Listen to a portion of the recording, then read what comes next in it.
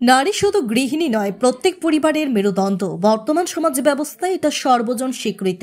আর শনিবার ছিল নারীদের সম্মানের আরও একটি গুরুত্বপূর্ণ দিন, অর্থাৎ আন্তর্জাতিক নারী দিবস। গোটা বিশ্বের পাশাপাশি রাজ্য এই দিনটি মর্যাদার সহিত পালন করা হয়।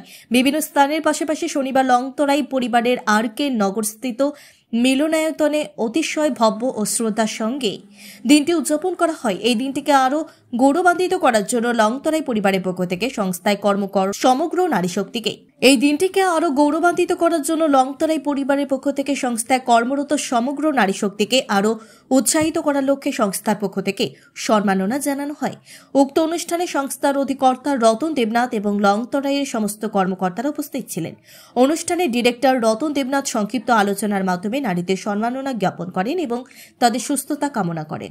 একই দিনে আরেকটি পরিসরে লংতরাই পরিবারের পক্ষ থেকে সমস্ত শ্রমিকদের নিয়ে ত্রিপুরা সরকারের ফ্যাক্টরিজ অ্যান্ড বয়লার্সের উদ্যোগে এবং লংতরাই পরিবারের সহযোগিতায় এক আলোচনা সভা অনুষ্ঠিত হয়। সভায় লংতরাইয়ের ডিরেক্টর রতন দেবনাথ মহোদয় কারখানায় কর্মরত অবস্থায় সুরক্ষা সম্পর্কিত এক মনোজ্ঞ আলোচনা করেন।